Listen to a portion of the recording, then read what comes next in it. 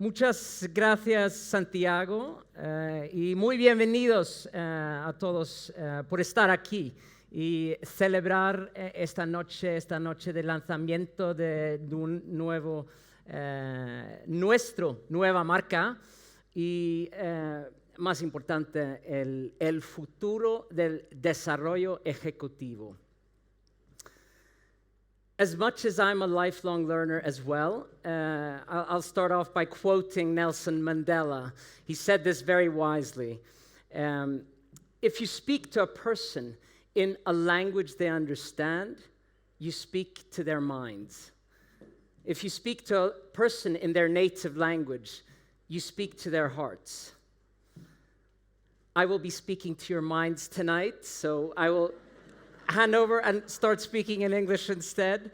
So, very welcome to this evening. We're very happy to have you here for this milestone, this launch of Headspring, and to give a little glimpse into what we believe the future of leadership development and executive education to be.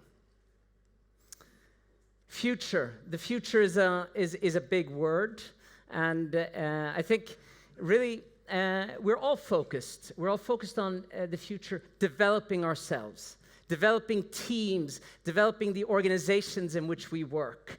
Because what we're looking to do is really not to just survive. We're looking to lead and to thrive in the 21st century. So it's an evening of a little bit of provocation, inspiration into what the future has to bring. Learning is the future. Learning is really what we see as the most powerful tool to empower people to grow, the fuel of growth, if you will. And I think really it's a big thing to ask organizations and corporates to harness this power of learning.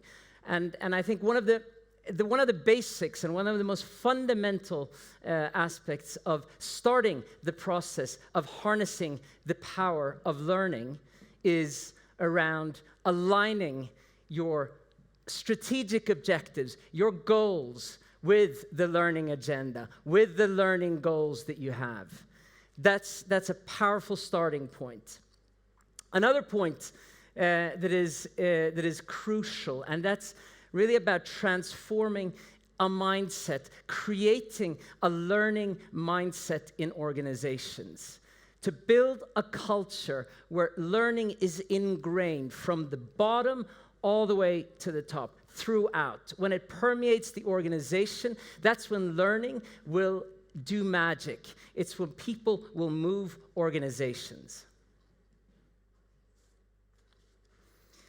Santiago kindly gave a bit of a background in terms of why the rationale of why the IE and the FT came together.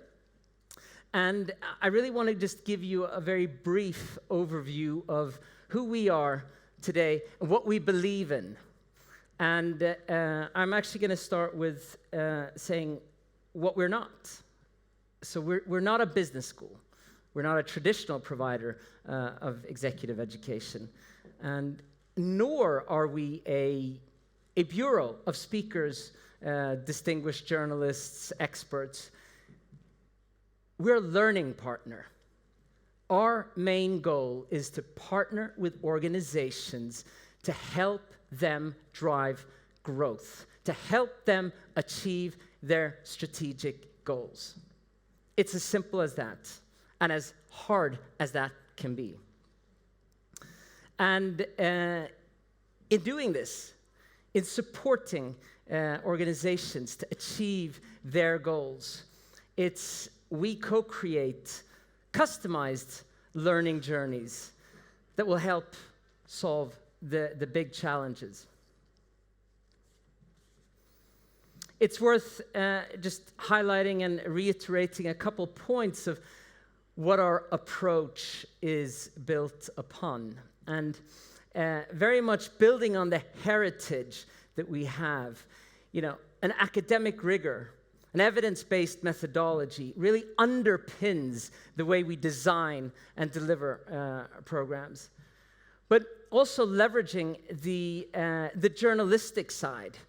And here, really, the inquisitive mindset, the challenger DNA that journalists embody, that the FT can bring, is a critical component in really building this mindset in an organization. So that's really the second pillar that underpins our approach. The third one is around relevance, business relevance. As much as the academic rigor, then complemented by, call it critical thinking and the challenger DNA, it needs to be grounded in the reality that businesses face, that business leaders face, and then basically working with and leveraging both practitioners in industry, senior business leaders, and so forth. So really those three core components are what underpin our approach in how we deliver and design programs. We don't have the answers.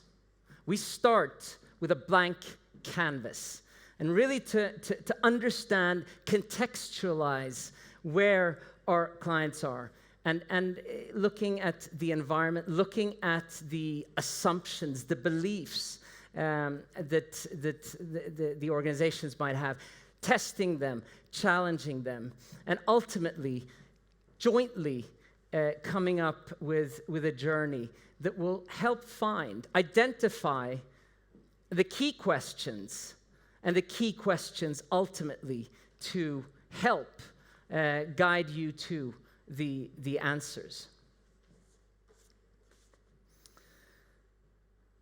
The environment that we live in is increasingly complex, and for this, obviously, we need to design complex solutions and so forth.